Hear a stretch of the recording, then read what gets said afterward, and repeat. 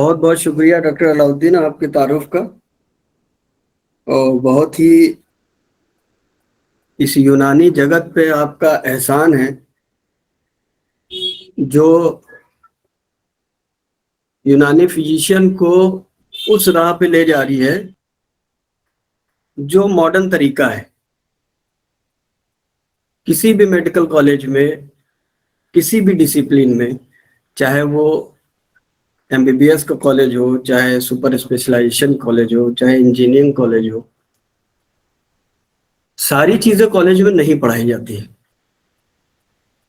पढ़ने के बाद हर जगह इस तरह का कॉन्फ्रेंस, इस तरह की स्टडी, इस तरह से मीटिंग होती रहती थी। हमने भी अपने डिसिप्लिन में, मास्टर्स में बहुत सी मीटिंग्स, बहुत से सेमिनार्स की। एक कमी थी यूनानी में कि क्या हम लोग पढ़ लिख कर केवल क्लिनिक करने के लिए हैं, और क्लिनिक भी उसी हिसाब से कर रहे हैं जिस हिसाब से हमने दसियों साल पहले सीखा था, सीपीएम, बीसी, पीसीएम। तो ये बहुत ही अच्छी बात हुई कि इस तरह का इनिशिएशन, इस तरह का कॉन्फ्रेंस, इस तरह का स्टडी करी गई। बहुत फायदा होता है। देखिए, जब तक के आपकी नॉलेज नहीं होगी किसी भी सब्जेक्ट में, आप कॉन्फिडेंट नहीं होंगे। और जब आप में कॉन्फिडेंट आएगा तो पेशेंट खुद कॉन्फिडेंट हो जाएगा। आपकी बातों में जब कॉन्फिडेंस झलकेगा, और वो स्टडी से होता है, वो नॉलेज से होता है। तो किसी भी चीज की नॉलेज जाया नहीं जाती है। जरूरी नहीं है कि आप डायबिटीज के पेशेंट में अगर एक्सरसाइज नहीं बताते हैं या आपके पास पेशेंट नहीं होते, आपको ये नहीं सीखना चाहिए। आपको ये सीखना चाहिए। इसलिए सीखना चाहिए कि डायबिटीज आपको जानते हैं कि कब है इंडिया क्लाइमेट। आपने देखा होगा जो प्रैक्टिशनर डॉक्टर शाहीन अपना माइक बंद कर लें प्लीज। जो देखते होंगे और अब में जो पेशेंट देखते होंगे, कितना ज्यादा फर्क है। कोई भी पेशेंट किसी भी डिजीज का आता है, उससे ये पूछना पड़ता है कि आपको शुगर, ब्लड प्रेशर है कि नहीं। तो ज्यादातर लोग आपके क्लिनिक पे जो बैठे होते हैं वो 50% से ज्यादा डायबिटिक होते हैं। तो एक पार्ट है एक्सरसाइज। हर आदमी जानता है कि डायबिटीज में एक्सरसाइज करनी चाहिए, डायबिटीज में इस तरह की एक्सरसाइज करनी चाहिए। तो आपको कम से कम ये फंडामेंटल नॉलेज होना चाहिए कि किस तरह की एक्सरसाइज और कौन सी एक्सरसाइज से क्या फायदा और कौन सी एक्सरसाइज से क्या नुकसान हो सकता है। तो इसलिए ये लेक्चर रखा गया है कि आप अपने पेशेंट को बेहतर नॉलेज दे पाए।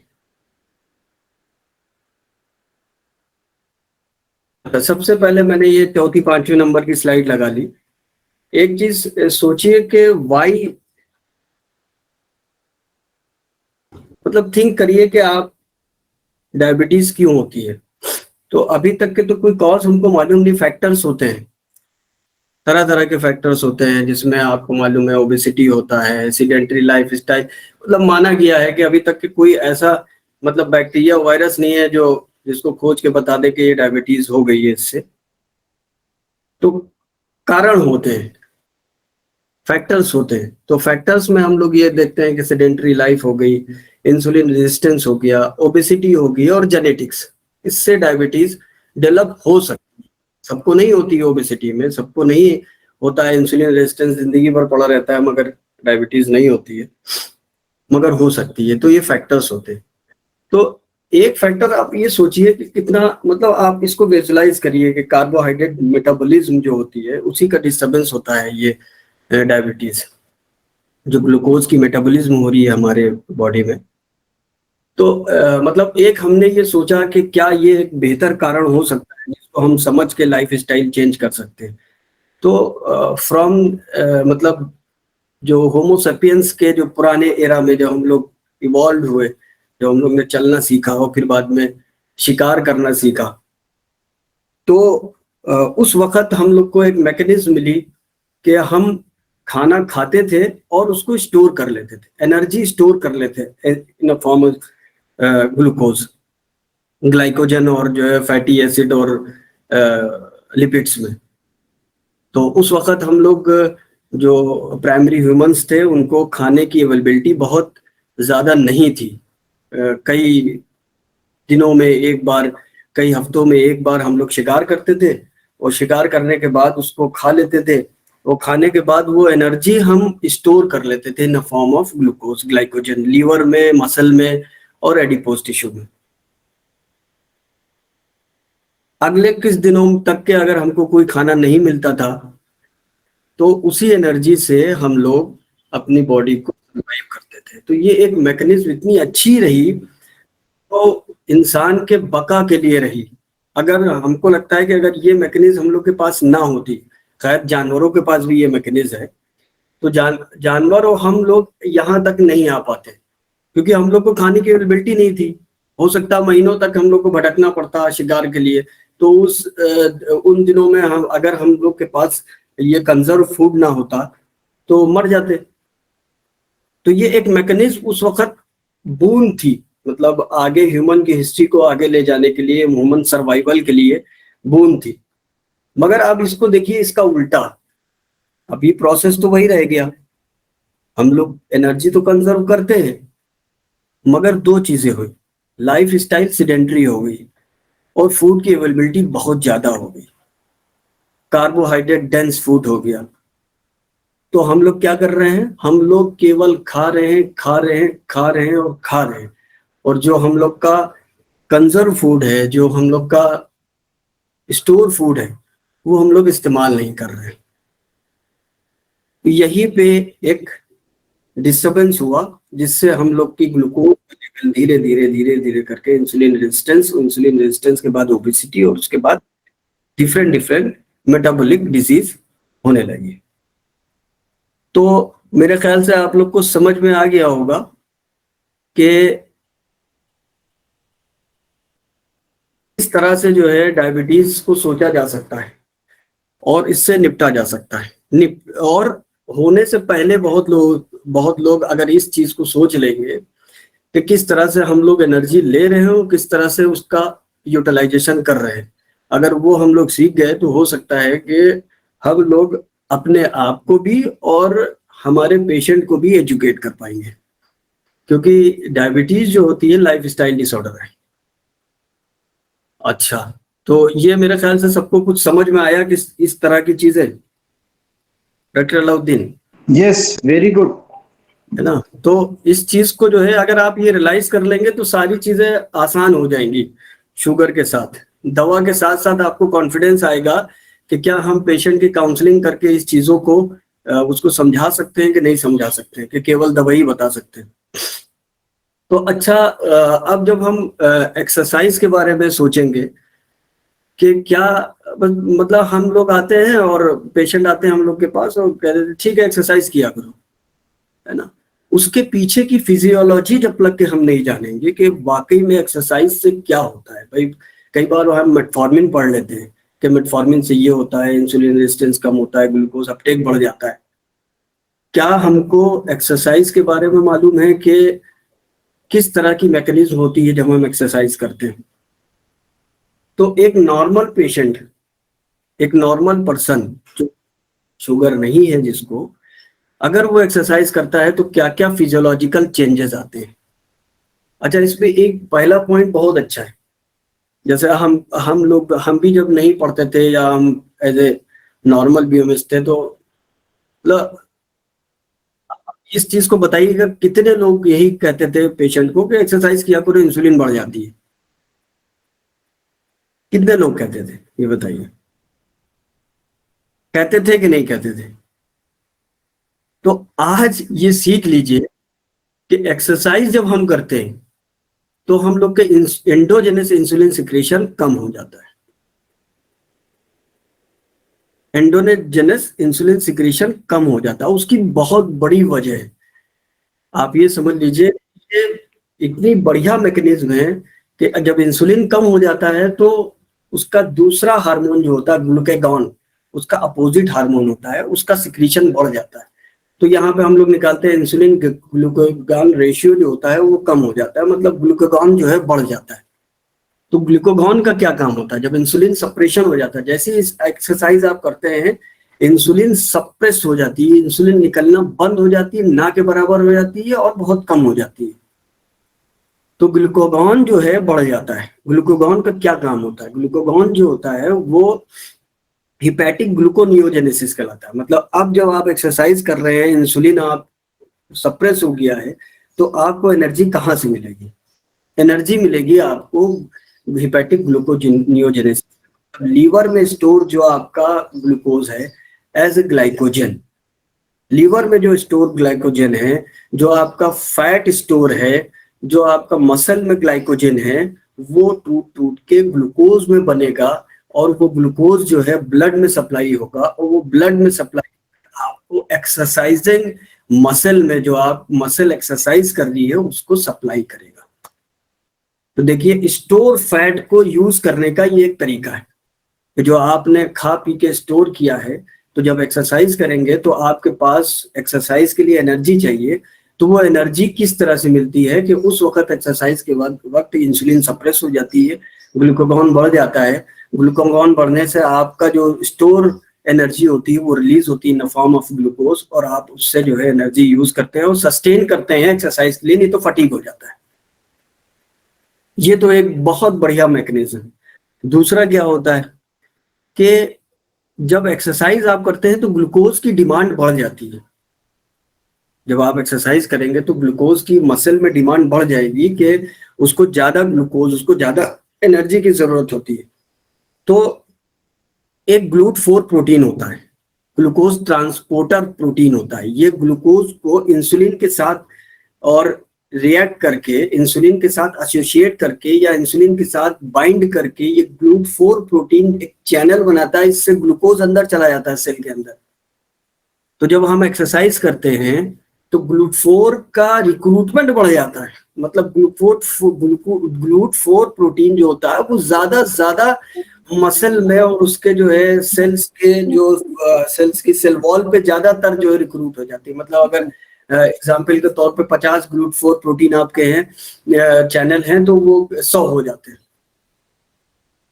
इससे आपका डिमांड जो होती है वो पूरी होती है कि ज्यादा से ज्यादा ग्लूकोज जाने लगे। और जब ज्यादा से ज्यादा ग्लूकोज जाने लगेगा तो आपका जो स्टोर फैट है, स्टोर ग्लूकोज है, वो ज्यादा से ज्यादा जो है क्या कहते हैं एनर्जी में कन्वर्ट होगा और उसको मसल यूज कर पाएंगे। और तो और बेहतर बात, GLUT4 प्रोटीन जो होता है इंसुलिन डिपेंडेंट होता है। जब हम एक्सरसाइज करते हैं तो नॉन इंसुलिन डिपेंडेंट GLUT4 बन जाते हैं, मतलब इंसुलिन की जरूरत ही नहीं है, डायरेक्ट ग्लूकोज आपके मसल में इन्वॉल्व हो जाएगा, मसल में चला जाएगा, आप यूज कर पाएंगे उसको।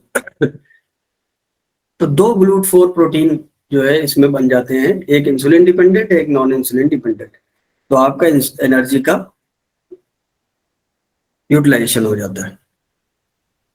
एक्सरसाइज जब हम करते हैं तो ब्लड फ्लो इंक्रीज हो जाता है, वो तो आपको मालूम है कितना, 6 से 10 लीटर पर आवर इतना ज्यादा आपके मसल में ब्लड फ्लो हो जाता है। तो ब्लड फ्लो इसलिए होता है क्योंकि डिमांड बढ़ रही है, डिमांड बढ़ रही है तो ब्लड फ्लो बढ़ जाएगा, और ब्लड फ्लो बढ़ जाएगा तो आपका रिजर्व फूड जो होगा वो ज्यादा से ज्यादा यूटिलाइज हो जाएगा। सेल परमेबिलिटी बढ़ जाती है, स्केलेटल मसल की सेल परमेबिलिटी बढ़ जाएगी तो यूटिलाइजेशन बढ़ जाता है। तो कुल मिला के 2 चीजें हो गई, एक तो डिमांड बढ़ गया, इंसुलिन सप्रेस हो गया, ग्लूकागॉन बढ़ गया, और आपकी एनर्जी जो होती है वो रिजर्व फूड एनर्जी का वो यूटिलाइज होने लगा। ये इतनी चीजें आपकी होने लगी।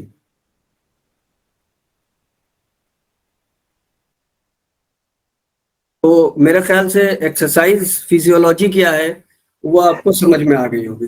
डॉक्टर महफूज, ये जो आपने बताया एक बार और रिपीट समझा दीजिए। समझ में आ गया है, लेकिन इसी चीज को एक बार और रिपीट कर दीजिए।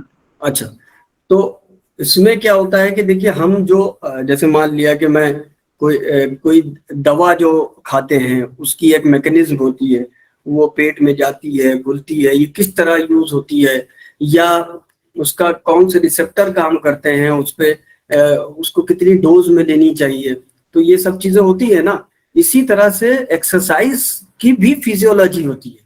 एक्सरसाइज में ये पूरा मतलब स्टडी है और ये पूरा प्रूव्ड है कि ये चीजें हमारे बॉडी में, हमारे बदन में एक्सरसाइज का ये मतलब चेंजेस होते हैं, इस तरह से चेंजेस होते हैं। तो जिस सबसे पहले जब हम एक्सरसाइज जब करते हैं तो उसमें क्या होता है, जो इंसुलिन जो होता है, एंडोजेनस इंसुलिन सिक्रेशन जो होता है वो कम हो जाता है। इसको मैंने पहले बताया कि जिसे हम अपने बारे में सोचते थे कि जब हम मतलब बहुत ज्यादा नहीं पढ़ते थे या प्लेन बीओएमएस थे, ये भाई इसको माजरत चाहता हूँ कि जरूरी नहीं है कि प्लेन बीओएमएस हो तो वो पढ़े ना, बहुत से लोग हैं यहाँ हमसे ज्यादा नॉलेज वाले लोग हैं, मगर मैं अपनी बताता था कि मतलब इतनी चीजों को एनालाइज नहीं करता था। और हमको लगता है कि हम कोई भी चीज बोलते हैं, अगर किसी पेशेंट के सामने भी बोलते हैं तो अपनी चीजों को एनालाइज कर लेना चाहिए और उसके बारे में पढ़ना चाहिए कि क्या हम ये जो पढ़ रहे हैं इसके पीछे, जो हम कह रहे हैं इसके पीछे क्या कोई वजह है या हम पेशेंट को ऐसे ही बता दे रहे हैं। तो हम ये बताते थे कि जैसे पेशेंट ने पूछा कि डॉक्टर साहब मतलब एक्सरसाइज करने से क्या होता है, अरे इंसुलिन बढ़ जाती है तुम्हारी। तो वहीं पे कहानी खत्म हो गई। इंसुलिन बढ़ती नहीं है, इंसुलिन कम हो जाती है। और उसका बहुत फायदा ये होता है कि जब हम एक्सरसाइज करते हैं तो इंसुलिन के कम होने से ग्लूकागॉन बढ़ जाता है, उसका अपोजिट हार्मोन होता है ग्लूकागॉन। और ग्लूकागॉन का काम क्या होता है, जो आपकी स्टोर एनर्जी है in form of glycogen liver में, और लीवर में जो फैट है उसको वो ग्लूकागॉन चेंज करके एनर्जी के रूप में आपके जो है ब्लड में ग्लूकोज दे देता है एक्सरसाइज के दौरान। क्यों? क्योंकि डिमांड बढ़ रही है। एक्सरसाइज जब आप कर रहे हैं तो आपको ज्यादा ग्लूकोज की जरूरत है, ज्यादा एनर्जी की जरूरत है। उस एनर्जी को कौन देगा? उस एनर्जी को स्टोर फैट देगा, स्टोर आपका ग्लाइकोजन देगा। तो वो कैसे निकलेगा? वो ग्लूकागॉन जब बढ़ेगा तब निकलेगा। ग्लूकागॉन तब बढ़ेगा जब इंसुलिन सप्रेस हो जाएगा। तो ये एक मैकेनिज्म है। आपको समझ में आया डॉक्टर साहब? जी जी। तो एक तो ये मैकेनिज्म हो रही है, दूसरी डिमांड बढ़ रही है।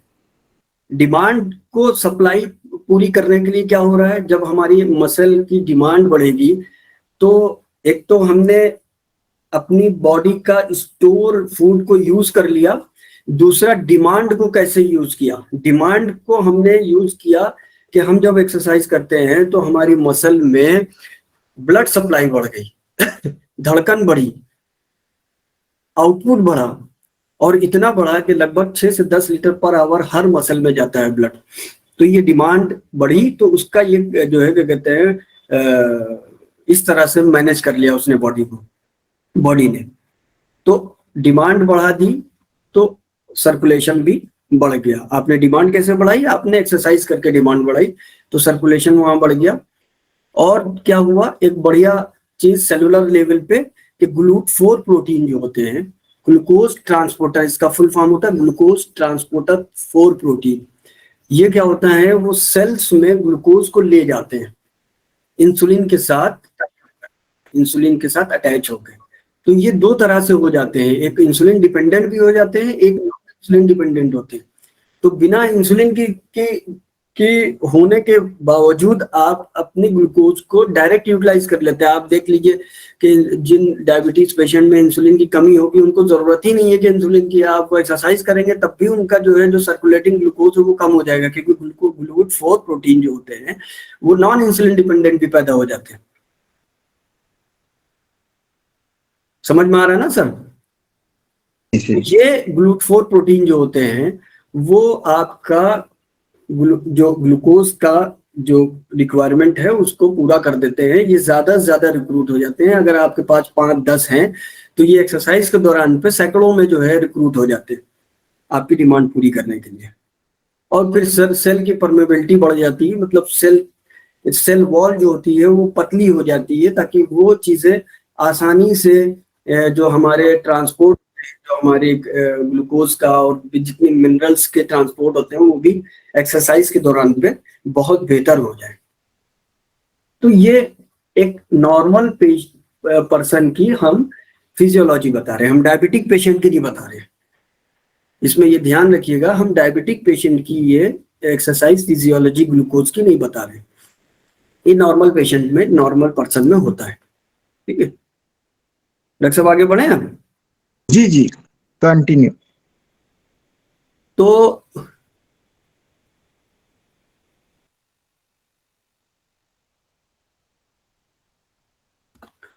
अब इन दो तरह की डायबिटीज हम लोग ने पढ़ी है, टाइप 1 एंड टाइप 2।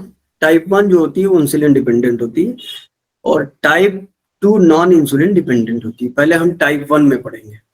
अब देखिए टाइप 1 जो डायबिटिक पेशेंट होते हैं, ध्यान से सुन लें कि उनमें जो हमने बताई थी ये मैकेनिज्म फर्स्ट नंबर की, इंसुलिन सप्रेस होती है, ग्लूकागॉन आपका बढ़ जाता है। ये मैकेनिज्म टाइप 1 में खत्म हो जाती है, लगभग ना के बराबर में हो जाती है। मतलब वो जो है, जो टाइप 1 पेशेंट जो होंगे, जो इंसुलिन डिपेंडेंट पेशेंट होंगे, अगर एक्सरसाइज करेंगे तो उनका स्टोर फैट ना के बराबर यूज होता है। देखिए कितनी बड़ी चीज है। अब आप समझ गए ना कि टाइप 1 में हम कहेंगे कि हाई इंटेंसिटी एक्सरसाइज ना करो भैया। अगर आप करोगे तो ग्लूकोज कहाँ से लाओगे, या तो पीते रहो बीच बीच में, क्योंकि स्टोर फैट वो यूज नहीं कर रहा है। ये मैकेनिज्म जो होती है, ग्लूकागॉन और इंसुलिन का जो रेशियो होता है वो रिवर्स नहीं हो पाता है। इंसुलिन अपॉन ग्लूकागॉन कम नहीं हो पाता है, ना इंसुलिन सप्रेस हो पाती है और ना ग्लूकागॉन बढ़ पाता है। बहुत मतलब ये डिस्टर्ब होती है।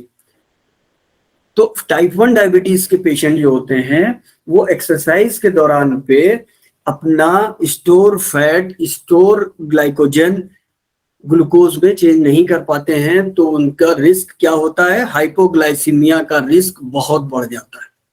पता चला एक्सरसाइज के दौरान ही हाइपोग्लाइसीमिया में चले गए और बेहोश हो गए। ये इस चीजों को, ये जो चीज है। और दूसरी चीज ये है कि डिमांड तो है ही है भाई, जब आप एक्सरसाइज करेंगे तो डिमांड बढ़ गई। डिमांड बढ़ गई तो वो तीन जो मैकेनिज्म बात की थी वो तो चल रही है। ये पहली मैकेनिज्म जो हमने बताई कि पहली और दूसरी जो इस स्लाइड में, ये तो नहीं है, वो रिवर्स हो गई और वो डिस्टर्ब हो गई इन टाइप 1 डायबिटीज में। मगर ये तीसरी चौथी पांचवी जो डिमांड बढ़ रही है वो तो है ही। GLUT4 भी उनमें जो है रिक्रूट हो रहे हैं और उनमें ब्लड की सप्लाई भी बढ़ रही है, सल परमेबिलिटी भी बढ़ रही है, तो ग्लूकोज का अपटेक भी बढ़ रहा है, ग्लूकोज की डिमांड भी बढ़ रही है, सप्लाई भी बढ़ रहा है। मगर वो कहाँ से आएगी? ये जो एक्सिस बन रही है ग्लाइकोजेनोलिसिस और ग्लूकोज नियोजेनेसिस की, ये तो हो नहीं पा रही है उनमें एक्सरसाइज के दौरान पे। क्या होगा, वो हाइपोग्लाइसीमिया में चले जाएंगे। तो कुछ रूल हैं इंसुलिन डिपेंडेंट डायबिटीज पेशेंट के लिए कि उनको जब एक्सरसाइज बताई जाए तो क्या क्या रूल को फॉलो करना है। ठीक है, सबसे पहले तो एक्सरसाइज के शुरू करने से पहले ही उनका ब्लड टेस्ट कराया जाए। ठीक है, तो अब आप सोचेंगे कि क्यों भाई इतना पंगा क्यों ले, टाइप 1 डायबिटीज वाले को कह दें कि हाँ एक्सरसाइज की जरूरत नहीं है। जाओ, हाँ हो सकता है। आप एक कंक्लूजन ले लीजिए। आप टाइप 1 डायबिटीज पेशेंट को अगर कुछ आपको ना समझ में आ रहा हो तो सीधा बता दीजिए कि आप high intensity long duration exercise नहीं करेंगे। मतलब बहुत उछल कूद, स्प्रिंटिंग, तेज दौड़ना, भागना, बहुत देर तक के साइकिल चलाना, बहुत देर तक के जो है कस के दौड़ना, बहुत देर तक के जो है वो रस्सी कूदना आप नहीं करेंगे। आपको क्या करना है, आप low intensity long duration exercise कर सकते हैं। मतलब धीरे धीरे कदमों से आप 40-50 मिनट पैदल चलिए, कोई दिक्कत नहीं। उसमें भी ये एक अंदर फंडामेंटल मैकेनिज्म आ जाती है कि जब हम 25% वीओमैक्स यूज करते हैं, उसका भी फंडामेंटल ये है कि वीओमैक्स का मतलब ये है कि जब हम एक्सरसाइज करते हैं तो ऑक्सीजन यूज करते हैं। तो उसमें एक नाप होती है कि आप कितना ऑक्सीजन मैक्सिमम यूज कर रहे हैं। जैसे जब हम बहुत तेज इंटेंसिटी की एक्सरसाइज करते हैं तो अपने ऑक्सीजन से ज्यादा ऑक्सीजन खींचते हैं। जैसे मान लिया कि हम जितनी रिक्वायरमेंट रेस्टिंग में होती है, एक्सरसाइज के दौरान पे हम 80% ज्यादा ऑक्सीजन यूज करते हैं, तो उसको कहते हैं वीओमैक्स 80%। तो वो हाई इंटेंसिटी एक्सरसाइज हो जाती है। इसमें बहुत डिमांड बढ़ जाती है। इसमें फिर इंसुलिन डिपेंडेंट डायबिटीज वालों को बहुत दिक्कत हो जाएगी, हाइपोग्लाइसीमिया में सट से चले जाएंगे, क्योंकि डिमांड बहुत बढ़ गई है। जितना भी ग्लूकोज उसके पास होगा सर्कुलेटिंग फट से यूज हो जाएगा, उसके बाद ग्लूकोज कहाँ से आ जाएगा, क्योंकि वो जो है हेपेटिक ग्लूकोनियोजेनेसिस हो नहीं रही है और आप ऊपर से उसको पिला नहीं रहे हो, तो थक से जो है हाइपोग्लाइसीमिया में चला जाएगा। तो उससे ये कहते हैं कि भाई धीरे धीरे पैदल चला लो बस, इससे ज्यादा तुमको उछल कूद नहीं मचाने की जरूरत है। फिर भी बहुत से एथलीट होते हैं, बहुत से फिटनेस लवर होते हैं, बड़े बड़े शहरों में अब ये ट्रेंड हो गया है कि भाई हम अपना फिटनेस लेवल बनाए रखना चाहते हैं, हम डायबिटीज हैं, इंसुलिन डिपेंडेंट है, तो क्या हुआ, हम फिटनेस लेवल बनाएंगे क्योंकि हम कार्डियक पेशेंट ना हो, हम फिटनेस लेवल बढ़ाएंगे ताकि हम ओबेसिटी में ना जाए, हम फिटनेस लेवल बढ़ाएं ताकि हम अपना काम सही से अंजाम दे, इसके लिए भी फिटनेस की जरूरत है। तो हम हाई इंटेंसिटी एक्सरसाइज करेंगे, तो उसमें ये रूल्स होते हैं कि उसमें उन पेशेंट्स में हमको क्या करना चाहिए। सबसे पहले तो हमको ब्लड टेस्ट कर लेना चाहिए एक्सरसाइज के पहले, और अगर 80 मिलीग्राम पर डेसीलीटर से के बराबर या उससे कम है तो एक्सरसाइज डिले करेंगे, क्योंकि एक्सरसाइज के बाद फिर आप ग्लूकोज वहां पे मैनेज नहीं कर पाएंगे। अगर आपको लगता है कि ये 120 के लगभग है, 120 के लगभग है, आसपास है, अराउंड 120 है, 80 और 80 से नीचे तो डिले कर देंगे, एक्सरसाइज करेंगे नहीं, थोड़ी देर करेंगे, उसका मैनेज करेंगे। और 120 के अराउंड है तो आप उसको 20 से 60 ग्राम सिंपल ग्लूकोज या सिंपल कार्बोहाइड्रेट जैसे शक्कर या ग्लूकॉन डी, वो 20 से 60 ग्राम, वो डिपेंड करेगा कि कितने इंटेंसिटी एक्सरसाइज आप करा रहे हैं। तो 4 चम्मच से 12 चम्मच तक के उसको ग्लूकोज पिला देंगे एक्सरसाइज से पहले, 120 मिलीग्राम, अगर इसका अराउंड इसके पास इसका शुगर लेवल होता है। अच्छा, अगर ये हो गया दो लेवल 80 और 120, 80 में डिले कर देंगे और 120 में नहीं डिले करेंगे मगर ग्लूकोज पिला देंगे। एक लेवल आपको 250 या उससे ऊपर मिल सकता है, तो बहुत, इसमें भी नहीं करेंगे एक्सरसाइज। एक बार ब्लड में यूरिनरी कीटोन्स देखेंगे, अगर कीटोन बॉडीज आ रहे होंगे तो एक्सरसाइज नहीं करेंगे, अगर कीटोन बॉडीज नहीं आ रहे होंगे तो एक्सरसाइज करा सकते हैं, क्योंकि उस दौरान पे क्या होगा कि एक मैकेनिज्म और डिस्टर्ब होती है कि वो जो है उनका जो स्टेरॉयड हार्मोन होता है और एपिनेफ्रिन हार्मोन होता है, उसके वजह से डायबिटिक कीटो एसिडोसिस होने लगती है। 250 या उसके ऊपर एक्सरसाइज आप करा देंगे तो उसमें थोड़ा सा इंसुलिन बढ़ा के फिर उसको नॉर्मल करते हैं, फिर बाद में उसको डिले करके एक्सरसाइज करते हैं। अच्छा, दूसरी है इंसुलिन की डोज में बहुत ज्यादा क्या ध्यान देते हैं, उसमें इंसुलिन की डोज में क्या कहते हैं, एक्सरसाइज के पहले कट करते हैं डोज को 10 से 40% फास्ट, और आपकी जो जितनी कोई भी फास्ट इंसुलिन चल रही हो चाहे रेगुलर एक्टिंग इंसुलिन चल रही हो, उसमें 10 से 40% आप इंसुलिन की डोज को कम कर देते हैं। 10 यूनिट लग रही है तो उसको 6 यूनिट कर देंगे, आप डिपेंड करता है कितनी इंटेंसिटी की एक्सरसाइज कराने जा रहे हो उसको, वो कम कर देंगे उसकी, क्योंकि अगर बहुत ज्यादा इंसुलिन होगी तो ग्लूकोज का यूटिलाइजेशन बहुत तेजी से हो जाएगा। ठीक है, और इंसुलिन लगाने के बाद कम से कम फौरन ही एक्सरसाइज नहीं कराते, एक्सरसाइज कराते हैं करीब करीब, अगर आपकी लॉन्ग ड्यूरेशन इंसुलिन चल रही है, लॉन्ग एक्टिंग इंसुलिन चल रही है तो 3 से 4 घंटे डिले करते हैं, और अगर शॉर्ट ड्यूरेशन इंसुलिन है, शॉर्ट फास्ट एक्टिंग इंसुलिन है, तो करीब 2 घंटे के बाद एक्सरसाइज शुरू करते हैं। ये नॉर्मल रूल होता है।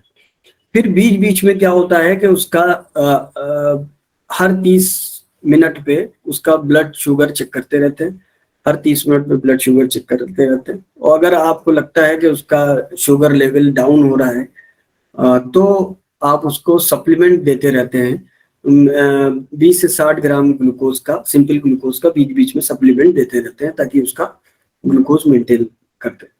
अच्छा, इसमें सबसे लास्ट जो पॉइंट है कट इंसुलिन डोज, ये बहुत इंपॉर्टेंट है, इसको समझते हैं। एक्सरसाइज जब हम करते हैं तो एक्सरसाइज फिजियोलॉजी उसी वक्त की नहीं होती है कि हमने ये किया, हम ये हो गया ये हो गया, फिर बाद में एक्सरसाइज खत्म और मामला खत्म नहीं। सेल्स उस मैकेनिज्म को अडॉप्ट करती रहती है। स्टडी में देखा गया है 15 घंटे तक एक्सरसाइज का इफेक्ट रहता है। आप देख लीजिए कितनी बढ़िया चीज है। अगले 15 घंटे तक के आपको इंसुलिन की डोज को एडजस्ट करना पड़ेगा। ये नॉर्मल पेशेंट में भी है। जब आप एक्सरसाइज करते हैं तो उसका इफेक्ट ग्लूकोज मेटाबॉलिज्म पर 15 घंटे तक रह सकता है।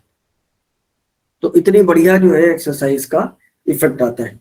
तो इंसुलिन डिपेंडेंट डायबिटीज के पेशेंट में हम बाद की भी डोज को 10 से 30% कट कर देते हैं। तो ये तो जो है टाइप 1 डायबिटीज के पेशेंट के साथ हो गया। तो फाइनल सजेशन ये रहेगा कि टाइप 1 डायबिटीज के पेशेंट में जो हमने फाइनल सजेशन पहले ही बता दिया था कि अगर नॉर्मल एक्टिविटी वाला पेशेंट है तो उसको बहुत कुछ ज्यादा एक्सरसाइज कराने की जरूरत नहीं है। लो इंटेंसिटी एक्सरसाइज कराएंगे। लो इंटेंसिटी एक्सरसाइज के मतलब कि आप भाई वॉक कर लो थोड़ी देर के लिए, आप योगा कर सकते हो, है ना, कुछ डोज का एडजस्टमेंट करने की जरूरत नहीं है। मगर अगर आपके पास कोई फिटनेस फ्रीक पेशेंट आ जाता है जो एक्सरसाइज करना चाहता है, दौड़ना चाहता है, भागना चाहता है, तो उसको समझाएंगे कि बहुत केयरफुल ब्लड की मॉनिटरिंग होनी चाहिए और ये कॉन्सिक्वेंसेस और ये चीजें हो सकती हैं एक्सरसाइज के दौरान पर हाइपोग्लाइसीमिया आपके ट्रिगर कर सकता है। तो ये फाइनल सजेशन होता है। दूसरा होता है टाइप 2 डायबिटीज पेशेंट में। अब टाइप 2 डायबिटीज पेशेंट आप ये समझ लीजिए, या दूसरा पेशेंट जो प्री डायबिटीज, जो डायबिटीज में जाने वाले होते हैं जिनका इंसुलिन लेवल तो बहुत ज्यादा होता है। और प्री डायबिटीज की ये पहचान होती है कि सीरम फास्टिंग और पीपी इंसुलिन लेवल बहुत ज्यादा होता है और उनका ग्लूकोज लेवल नॉर्मल रहता है, ओबीज होते हैं और ब्लड प्रेशर भी थोड़ा सा मार्जिन लेवल पे होता है। तो ये होता है इंसुलिन रेजिस्टेंस के पेशेंट होते हैं और प्री डायबिटीज कहलाते हैं। तो इससे पहले के लेक्चर में मैंने बताया था प्री डायबिटिक्स और उसके बारे में। तो इन प्री डायबिटिक्स और डायबिटीज टाइप 2 के पेशेंट में आपको वही मैकेनिज्म होती है जो नॉर्मल पर्सन की होती है। तो नॉर्मल पर्सन में जो होती है ग्लूकोज 4 प्रोटीन का रिक्वायरमेंट होता है, इसमें भी होता है। तो मतलब कुल मिला के टाइप 2 डायबिटीज में आपको कुछ ज्यादा सोचने की जरूरत नहीं है। आप हाई इंटेंसिटी एक्सरसाइज करा सकते हो, ठीक है, और उसमें उन्हीं तरह की मैकेनिज्म होती है कि ग्लूकोज 4 प्रोटीन बनते हैं। वो मैकेनिज्म भी होती है जो इंसुलिन को कम कर देती है और ग्लूकागॉन को बढ़ा देती है। तो आपका ब्लड का में शुगर का लेवल आपके स्टोर फैट से यूज हो जाता है और GLUT4 स्केलेटल मसल में बहुत ज्यादा बढ़ जाते हैं। ये पहले भी मैं बता चुका हूं, जो इंसुलिन डिपेंडेंट भी होते हैं और नॉन इंसुलिन डिपेंडेंट भी होते हैं।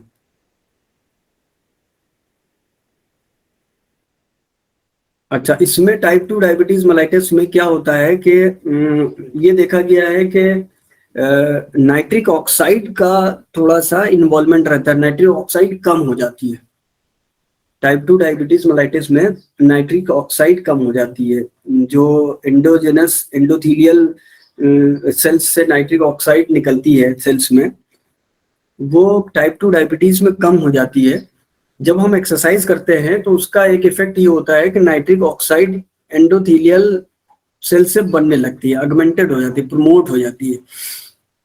तो कहीं ना कहीं टाइप 2 डायबिटीज और नाइट्रिक ऑक्साइड का जो संबंध है, जो आपस में रिलेशन है, वो भी ठीक होने लगता है, नाइट्रिक ऑक्साइड बन जाती है। तो इससे भी जो है टाइप 2 डायबिटीज पेशेंट में हम एक्सरसाइज करने के बाद शुगर को अच्छी तरह से कंट्रोल कर सकते हैं। तो ये देखा गया है कि जो ये जितनी भी मैकेनिज्म होती है जिसमें हम टाइप 2 डायबिटीज के पेशेंट को एक्सरसाइज कराते हैं, तो उसमें क्या होता है कि स्टोर फैट को यूटिलाइज करा देते हैं और उसका डिमांड बढ़ जाता है। जो आपकी डिमांड जो बढ़ जाती है, तो जो मस्कुलर लेवल पे जो आपकी एनर्जी की डिमांड बढ़ जाती है, उसको आप स्टोर फैट से यूज कर, स्टोर कार्बोहाइड्रेट से, स्टोर ग्लाइकोजन से यूज कर सकते हैं। आपकी जो सर्कुलेटिंग ग्लूकोज है वो अच्छी तरह से यूज हो जाता है, क्योंकि GLUT4 प्रोटीन बढ़ जाते हैं और उसमें ट्रांसपोर्ट हो जाते हैं। तो ये सब होने के बाद भी 15 घंटे तक के आपका ग्लूकोज यूटिलाइजेशन बहुत अच्छा हो जाता है, जो डायबिटीज में नहीं होता है भैया, यही तो हमको मालूम है कि ग्लूकोज का यूटिलाइजेशन नहीं हो पा रहा है। तो ऐसा कराने से लगभग 60% लोगों में ये डेटा है, जिसमें नीचे थीसिस और रिसर्च वर्क जो हुआ है उसके लिंक दिए हुए हैं। तो उसमें 60% लोगों में डायबिटीज का रिस्क, जो प्री डायबिटीज होते हैं, 60% लोगों में रिस्क खत्म हो जाता है। वो प्री डायबिटीज से नॉर्मल पर्सन में आ जाते हैं, डायबिटीज में नहीं जाते 60% लोग। एक्सरसाइज प्लस डाइट, ये भी एक बहुत बड़ी चीज। ये ना समझे कि आप गए हो 1 घंटा एक्सरसाइज करा दी, उसके बाद लौटे और दो रसगुल्ले मार दिए, तो उसका कोई इफेक्ट आना नहीं है। एक्सरसाइज प्लस डाइट, ये दोनों कॉम्बिनेशन होता है। एक्सरसाइज के बारे में बता रहे हैं तो ज्यादातर उसी के बारे में बता रहे हैं, मगर एक्सरसाइज के साथ डाइट जुड़ी चल रही है, या आप समझ लीजिए कि उसको अलग नहीं किया जा सकता। और 60% प्री डायबिटीज में रिस्क कम हो जाता है, और लगभग इतने ही मरीजों में जो टाइप 2 डायबिटीज होती है, डाइट प्लस एक्सरसाइज बड़ा अच्छा वेट लॉस भी करती है और बहुत अच्छा हाइपोग्लाइसेमिक इफेक्ट डालती है, जो आपके शुगर की दवाओं को कम करने लगती है। तो ये एक इफेक्ट एक्सरसाइज का हो गया। तो फाइनल सजेशन ये रहेगा कि रेगुलर लॉन्ग टर्म एक्सरसाइज, ठीक है, बहुत एडवांटेज है, पर्टिकुलर टाइप 2 डायबिटीज में। टाइप 1 में क्या रिस्क है हमने आपको बता दिया था। तो रेगुलर, अच्छा, किस तरह की एक्सरसाइज होनी चाहिए टाइप 2 डायबिटीज में, किस तरह की एक्सरसाइज होनी चाहिए? तो मतलब मेरा कई रिसर्च वर्क हैं, कई लोगों के स्टडीज हैं, तो देखा गया है कि मिक्स एक्सरसाइज जो होती है वो टाइप 2 डायबिटीज में बहुत अच्छी होती है। जैसे कुछ एरोबिक्स कर ली, कुछ जो है क्या कहते हैं स्ट्रेंथ ट्रेनिंग कर ली, और कुछ जो है क्या कहते हैं स्ट्रेचिंग कर ली। ये तीनों तरह की एक्सरसाइज जब मिला के करेंगे 1 घंटे के अंदर, जैसे मतलब आपने शेड्यूल बना लिया कि 20 से 30 मिनट हमको वॉक करना है, 10 मिनट हमको रन करना है, 10 मिनट हमको वेट लिफ्टिंग करनी है, और 10 मिनट हमको स्ट्रेचिंग करके कूल डाउन हो जाना है। तो ये सब चीजें मिला के उसका इफेक्ट बहुत अच्छा होता है। और तो और शुगर का कंट्रोल भी होता है, ब्लड प्रेशर का कंट्रोल भी होता है, इंसुलिन सेंसिटिविटी बढ़ जाती है, लिपिड प्रोफाइल आपका नॉर्मल होने लगता है।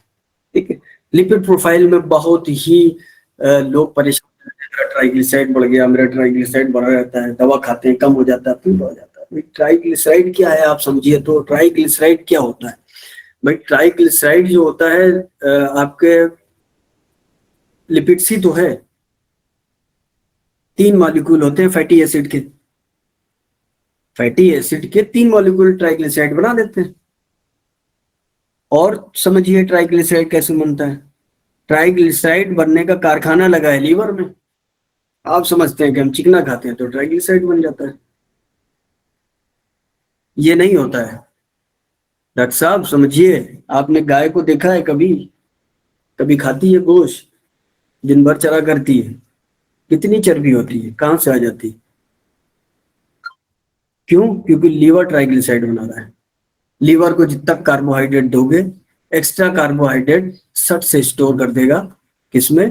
ट्राइग्लिसराइड में, फैट में, ग्लाइकोजन में, फैटी लीवर में। जितना कार्बोहाइड्रेट दोगे सट से कर देगा। उसका यूटिलाइजेशन होना चाहिए। अगर यूटिलाइजेशन नहीं है तो लीवर के पास कोई और चारा नहीं है कि उसको स्टोर कर दे, और फिर बाद में आपको ट्राइग्लिसराइड 300, 400, 500 दिखेगा तो आप परेशान के हम तो कुछ खाते नहीं, हम तो गोश्त छूते नहीं, मगर हम खाते हैं बिस्किट दिन भर, हम खाते हैं बेकरी आइटम दिन भर, हम शक्कर पीते हैं, हम कोल्ड ड्रिंक पीते हैं, हम लस्सी में शुगर डाल के पीते हैं, हम 10 चाय रोज पीते हैं। तो सारी चीजें ग्लूकोज मेटाबॉलिज्म है, आप समझिए। इसको अगर आपने कंट्रोल कर लिया, ट्राइग्लिसराइड भी नीचे आ जाएगा, कोलेस्ट्रॉल भी नीचे आ जाएगा, सब कुछ नीचे आ जाएगा। तो सबसे पहले डाइट और प्लस लीवर की इस्लाह। हमारे तिब्बा हुक्मा ने क्या कहा है? हर बीमारी में लीवर की इस्लाह करो। समझ में आया आपको? यहाँ से लीवर अगर मजबूत होगा तो आपकी ग्लूकोज ज्यादा भी खा लिया तब भी यूटिलाइज करा देगा। वो लीवर कमजोर होगा तो उठा के सट से जो है जमा कर देगा हर जगह, तो पीछे से आगे से सब कहीं निकलने लगेगा, पेट और पीछे से हिप बड़े बड़े हो जाएंगे, तो वो लीवर के वजह से हो गया। तो फाइनल सजेशन ये है कि एक्सरसाइज, डायबिटीज को क्या सबको जरूरत है, सीडेंटरी लाइफ से आपको परेशानी होनी है, केवल खाने खाने से आपको दिक्कत होनी है। तो इस वजह से हमको प्रमोट करना चाहिए अपने पेशेंट को कि वो डायबिटीज स्पेशली एक्सरसाइज करे और लॉन्ग टर्म करे और रेगुलर करे। हर चीज का फायदा रेगुलर में होता है। कोई अच्छी चीज आप जब रेगुलर करते हैं तो उसका फायदा मिलता है, और कोई गलत चीज जब रेगुलर करते हैं तो उसका नुकसान मिलता है। और जब कोई अच्छी चीज शॉर्ट टर्म करते हैं उसका कोई फायदा नहीं मिलता है, और जब कोई बुरी चीज जो है शॉर्ट टर्म करते हैं तो उसका नुकसान भी नहीं होता है। मतलब आप महीने भर, हफ्ते भर अगर बहुत अच्छे डाइट पे रहे और बहुत अच्छे एक्सरसाइज पे रहे, हफ्ते में एक बार अगर आप कुछ खा लेंगे तो उससे कुछ बिगड़ने वाला नहीं है। आपके एक्सिस में कुछ जो ग्लूकोज एक्सिस है उसमें कुछ होने वाला नहीं है। डिपेंड करता है long term practices of physical activity, इसीलिए लिख दिया है long term practices of physical activity. इससे डेफिनेटली फायदा होगा आपको, आपके मरीजों को, और मुझे उम्मीद है कि इस लेक्चर से आपको कॉन्फिडेंस बढ़ा होगा। अपनी दुआओं में याद रखिए। Thank you. बहुत बहुत शुक्रिया डॉक्टर महफूज साहब। कोई क्वेश्चन आंसर भी आप लोग कर सकते हैं। अस्सलाम वालेकुम। वालेकुम सलाम। बॉस ये पूछना चाह रहे थे, जैसे आजकल बहुत न्यूज़पेपर्स वगैरह में भी दे रहे हैं, न्यूज़ में है कि बहुत से लोग एक्सरसाइज कर रहे थे, सडन कोलैप्स हो गए, हार्ट अटैक आ गया। तो जो जबकि इनकी हिस्ट्री नहीं थी कोई डायबिटीज वगैरह की, हाइपरटेंशन की, ऐसी कुछ। यस तो रीजन क्या हो सकता है बॉस? देखिए, पिछले लेक्चर में भी हमने ये बताया था कि जरूरी नहीं है कि आपके फ्रैंक डायबिटीज हो या हाइपरटेंशन हो। आप केवल शुगर की जांच कराते हैं, फास्टिंग पीपी, तो आप मस्त हो जाते हैं कि मेरा तो बिल्कुल नॉर्मल चल रहा है। मगर उसके अंदर क्या चल रहा है? उसके अंदर ये चल रहा है कि आपकी सीडेंटरी लाइफ जो है और आपके खाने पीने का तरीका है, उसमें कहीं ना कहीं इंसुलिन का इन्वॉल्वमेंट हो रहा है, मतलब हाइपर इंसुलिनेमिया हो रहा है। और जब हाइपर इंसुलिनिया होगा, बॉडी जब लग के इंसुलिन का सिक्रीशन ज्यादा करती रहेगी आपके बढ़े हुए ग्लूकोज को यूटिलाइज करने के लिए, जब लग के थक ना जाए जो उसका पैंक्रियाज। तो पैंक्रियाज उसका बायोफीड मैकेनिज्म से इंसुलिन को बढ़ाता चला जाएगा, बढ़ाता चला जाएगा, बढ़ाता चला जाएगा। दैट इंसुलिन, उस वक्त जो बढ़ी हुई इंसुलिन होगी, आप फास्टिंग पीपी कराइए, इंसुलिन फास्टिंग पीपी। इसीलिए हर शुगर के मरीज में इंसुलिन फास्टिंग पीपी होना चाहिए कि वो उसका इंसुलिन लेवल क्या चल रहा है। प्री डायबिटिक्स में भी होना चाहिए। तो ये बढ़ा हुआ इंसुलिन जो होता है कोलैप्स करता है आर्टरीज को, उसकी थिकनेस को कम करता है, हमारे ब्लड प्रेशर को बढ़ाने का काम करता है, इसके अंदर जो डिपोजिशन कोलेस्ट्रॉल का होता है वो करने का काम करता है। मतलब आप ये समझिए पैरालाइज करता है। पैरालाइज का मतलब ये ना समझ लीजिएगा फालिज पड़ गया। पैरालाइज का मतलब कि आर्टरीज के जो फ्लेक्शन, और जो अब आजकल तो जो है बात चल रही है कि हाउ हेल्दी योर जो क्या कहते हैं सर्कुलेटरी सिस्टम, उसमें आपकी वेन्स और आर्टरीज कितना ज्यादा फ्लेक्सिबल है, उस फ्लेक्सिबिलिटी को जो है ये इंसुलिन कम कर रहा है। तो जितनी ज्यादा आप कार्बोहाइड्रेट खाएंगे, इंसुलिन उतनी ज्यादा सिक्रीट होगी, उतनी ज्यादा आपकी आर्टरीज और कार्डियोवास्कुलर सिस्टम पे इफेक्ट पड़ेगा। ये हम नहीं जानते हैं, इसीलिए उस चीज को जब हम हाई इंटेंसिटी एक्सरसाइज करते हैं तो हमारी आर्टरीज, हमारा हार्ट उस लेवल का नहीं होता है जो उसको कोकअप कर पाए, और सडनली डेथ हो जाती है। उम्मीद है कि आपको समझ में आया। अस्सलाम वालेकुम सर। हाँ सर, एक्चुअल में हम लोग टाउन प्लेसेस में रहते हैं, तो यहाँ पे जो औरतें ऑलमोस्ट हाउस होल्ड वर्क पूरा करती हैं, तो जब उनको एक्सरसाइज के लिए एक्स्ट्रा सजेस्ट करो तो वो बोलते हैं घर के ही काम इतने हो गए तो एक्सरसाइज अलग से कहाँ से करना। तो ऐसे पेशेंट्स के लिए क्या हम लोग सजेस्ट कर सकते हैं सर? देखिए, अगर पेशेंट टाइप 2 डायबिटीज होगा, मालूम है हम ज्यादातर टाइप 2 होते हैं, तो ये स्टडी ये शो करती है कि ग्लूकोज का जो इन्वॉल्वमेंट होता है जब हम लो इंटेंसिटी एक्सरसाइज करते हैं, जिसमें वीओ मैक्स 25% के अराउंड रहता है, मतलब हम अपनी ऑक्सीजन से 25% ज्यादा ऑक्सीजन लेते हैं, जैसे पैदल चलना या हाउस होल्ड काम करना, घर के जितने काम होते हैं VO2 25% मैक्स में आ जाते हैं, तब हमारी ग्लूकोज की मेटाबॉलिज्म बहुत ज्यादा इफेक्ट नहीं करती है, उसमें फैटी एसिड का इन्वॉल्वमेंट ज्यादा होता है। ये स्टडीज हैं कि तरह तरह की इंटेंसिटी की एक्सरसाइज मरीज को कराई गई और देखा गया कि कौन सी एनर्जी का पूल यूज कर रहा है, क्या वो ग्लूकोज यूज कर रहा है, क्या वो फैटी एसिड यूज कर रहा है। भाई फैटी एसिड भी एनर्जी का बहुत अच्छा सोर्स होता है। एक ग्लूकोज मॉलिक्यूल में हमने 8th में पढ़ा, 11th 12th में पढ़ा होगा, 4 ATP निकलती हैं, तो फैटी एसिड से 9 ATP निकलती है। तो जब हम स्लो एक्सरसाइज करते हैं तो ज्यादातर जो होता है फैट मेटाबॉलिज्म का काम होता है, मतलब फैटी एसिड आने लगते हैं और उसका इन्वॉल्वमेंट होने लगता है। अगर हमको अपना ग्लूकोज मेटाबॉलिज्म को करेक्ट करना है, अपने शुगर को करेक्ट करना है, इस एक्सिस को कंट्रोल करना है, तो आपको high intensity long duration exercise करनी पड़ेगी, जिसमें हमको क्या होता है, जॉगिंग, बहुत तेजी गति से दौड़ना, रस्सी कूदना, साइकिल चलाना और स्विमिंग करना और वेट लिफ्टिंग करना, उसी से इफेक्ट होगा ग्लूकोज मेटाबॉलिज्म। तो अगर आप ये समझा सकती हैं कि धीरे धीरे काम करने से आप चाहे जितना दिन भर काम करें, जिंदगी भर काम करते रहें, आपका शुगर कंट्रोल नहीं होगा जब तक कि आप उसको हाई इंटेंसिटी एक्सरसाइज ना कर लें, या आपकी उन कामों में जिसमें आपको सांस फूलती हो बहुत तेजी से, सांस फूल जाए, आप हब जाए, तब आपको ग्लूकोज के मेटाबॉलिज्म में, तब आप वो शुगर कंट्रोल कर सकती है। सर आप जो है बहुत अच्छा बता रहे थे कि जो है कीटोन्स के बारे में, जो अक्सर लोग नहीं जानते हैं, सिर्फ जो है फास्टिंग PPEC पर जाते हैं या फिर HbA1c पर ही जाते हैं, तो आपने कीटोन्स पर नजर डाली, ये जो है इन्होंने अच्छी बात की, बहुत जरूरी चीज रहेगी इंशाल्लाह। इंसुलिन सर इसके बारे में आपने बात की जी, थैंक यू। अस्सलाम वालेकुम सर। वालेकुम सलाम। सर अब ये तो मॉडर्न कंसेप्ट हो गया समझो सर, इसका टाइप 1 टाइप 2 डायबिटीज पैथोफिजियोलॉजी होगी। यूनानी एतबार से समझो, जैसे सर ने बताया, अजमल सर ने, कि डायबिटीज जो होती है रुतूबत के गलबे से होती है। जी जी जी। तो ये एक्सरसाइज से मैं जहां तक समझ पाया हूँ आपकी बात से, कि एक्सरसाइज से हम रुतूबत को कम कर रहे हैं। जी राइट जी सर? बिल्कुल राइट। तो इसमें जैसा कैसा है, 2 तरीके से कर सकते हैं, गर्म खुश से कर सकते हैं और सर्द खुश से कर सकते हैं, दवाओं से, ठीक है ना, यूनानी एतबार से। जी जी। तो इसमें डिफरेंस थोड़ा सा समझा सकते तो हाँ, अच्छी बात है। तो उसमें क्या होता है डॉक्टर साहब, देखिए हमने पढ़ी है डायबिटीज हार और रतब, है ना। तो देखिए कितना बढ़िया जो है कोरिलेशन हो रहा है, आपने क्वेश्चन कितना अच्छा पूछा और खुद ही कोरिलेट हो गया। भाई हार में एक्सरसाइज करेंगे तो उसका कोई मतलब नहीं है।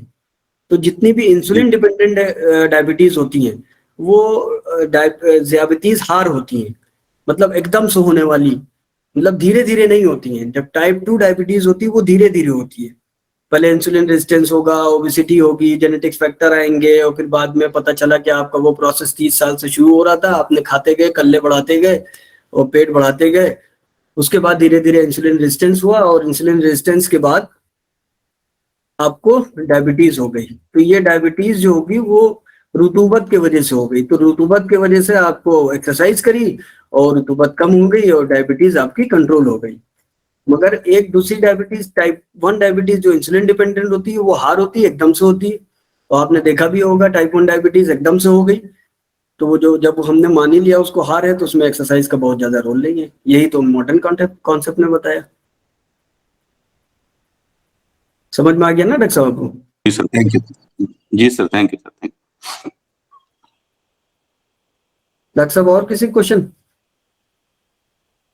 अस्सलाम वालेकुम सर। सर आपने कीटो एसिडोसिस के बारे में बताया था, वो थोड़ा एक्सप्लेन कर दीजिए।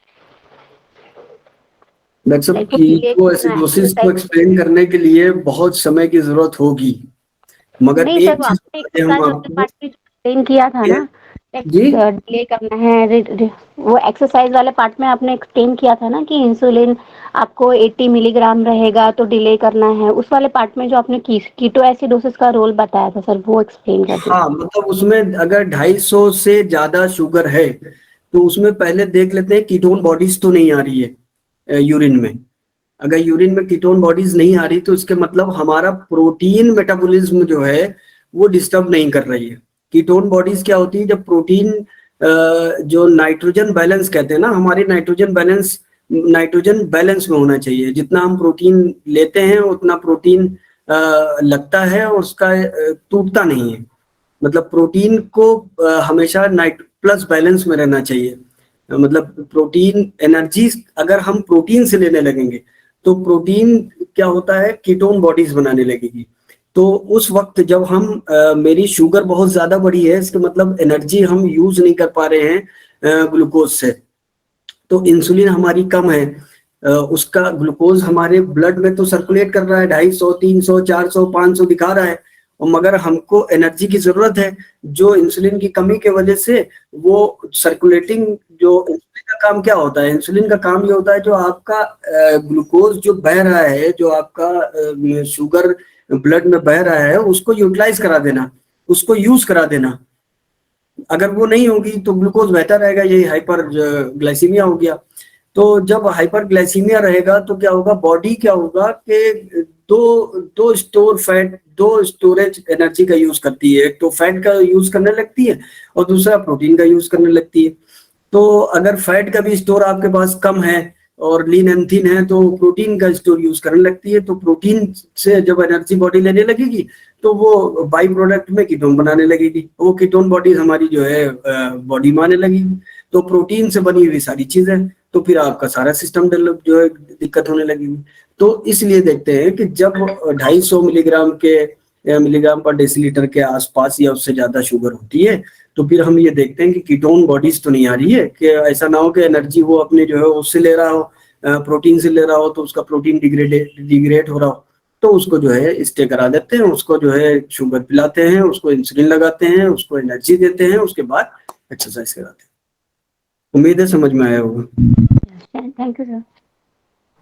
बहुत सारे एक्सपीरियंस शेयर करना चाह रहे थे। जी। वो बहुत सारे पेशेंट ऐसे होते हैं जिनमें कीटोएसिडोसिस वगैरह हुआ भी और प्रोटीन कैटाबॉलिज्म हुआ, तो पॉलीयूरिया की प्रॉब्लम तो रहती है ना, पॉलीयूरिया पॉलीडिप्सिया ही रहता है। तो जैसे उसमें अब यूनानी में इसको कैसे मैनेज कर सकते हैं, एक चीज का एक्सपीरियंस हम बताना चाहेंगे जिससे फायदा मिलता है। जो मूली होती है या शलजम होता है अच्छा। ना, तो इसमें अगर पॉलीयूरिया में इसका रोल ये देखा गया है, अब कई पेशेंट में देखा कि अगर इसके पत्ते हम खिलाते हैं तो पॉलीयूरिया कंट्रोल होता मूली है के ना। पत्ते। हाँ, मूली के पत्ते। तो जब पॉलीयूरिया कंट्रोल होगा तो उससे जो प्रोटीन आउट हो रहा है वो उसका थोड़ा इफेक्ट पड़ता है। बाकी शुगर लेवल तो कंट्रोल करने के लिए एक्सरसाइज वगैरह है ही है ना। और इसके पत्ते अगर हम मूली खिलाएंगे पूरा पार्ट, यानी कि फल खिलाएंगे तो यूरिन आउटपुट बढ़ जाता है। वो तो पत्तों अगर से नहीं रहता। हाँ, और सिर्फ अगर पत्ते खिलाते हैं तो पॉलीयूरिया पे काफी कंट्रोल होता है और इससे मतलब ये जो प्रोटीन कैटाबॉलिज्म हो रहा है उस पर भी थोड़ा लगाम लगती है। मुझे ये बहुत बताना चाहिए। ये एक अच्छी चीज शेयर करी, हम भी लोगों को देखेंगे। और ये सब चीजें आपको देखना चाहिए अपने पेशेंट में। आपको कुछ पेशेंट को ऐसा सिलेक्ट करना चाहिए कि उसमें चीजें करके आप देखें, जब तक के उसको लगे कि वो चीजें करने से उसको कोई नुकसान नहीं हो। तो यही एक्सपीरियंस होता है और धीरे धीरे यही एक्सपीरियंस आपको अच्छा डॉक्टर बनाता चला जाता है। Thank you. अस्सलाम वालेकुम। वालेकुम अस्सलाम। बहुत ही एक जिसको कहना चाहिए डॉक्टर महफूज साहब के इस वक्त 50 डॉक्टर आपके बीच में हैं लेकिन एक भी डॉक्टर जाने के लिए मन नहीं बना रहा है। मतलब ये कामयाबी की अलामत है कि 50 डॉक्टर लगातार आपकी बात पर ये कह रहे हैं, इनके दिल की आवाज ये है कि हमें डायबिटिक पर और चीजों को एलैबोरेट करना चाहिए। मतलब उसमें कोरिलेशन यूनानी एंड मतलब एलोपैथ की फिजियोलॉजी एंड यूनानी की फिजियोलॉजी को कोरिलेट कर कर एक साथ प्रेजेंट करने का मतलब एक हुनर हमें लाना होगा, जिससे कि हम ये कह सकते हैं कि एमबीबीएस करने के बाद लोग बीओएमएस करने की तमन्ना भी रखेंगे। मतलब ये एक बहुत ही अच्छा चीज है कि एमबीबीएस में आपने फिजियोलॉजी को देखिए। हम लोगों को इंटीग्रेशन का फायदा क्या मिलेगा कि हम इंटीग्रेशन से मतलब ये है कि हमको हर चीज की अच्छाई ढूंढनी है। अगर हमने एलोपैथ के अंदर फिजियोलॉजी को, उनकी फिजियोलॉजी को पढ़ा, फिर अपनी फिजियोलॉजी को पढ़ा और एक पेशेंट के लिए एक अच्छा इम्पैक्ट छोड़ेंगे हम। ये एक बहुत अच्छा, जैसे doctor Anas Abdullah is a leading practitioner जो बोल रहे हैं, और डॉक्टर महफूज इज ए, मतलब ये एक समंदर है पढ़ाई का। जब भी स्टूडेंट लाइफ से इनका किताबी नॉलेज अल्हम्दुलिल्लाह अभी पेश नहीं किया इन्होंने। नेक्स्ट लेक्चर इनको जहमत देंगे, इंशाल्लाह आपको बहुत कुछ समझाएंगे और बहुत कुछ आपसे भी हासिल करेंगे। बहुत बहुत शुक्रिया।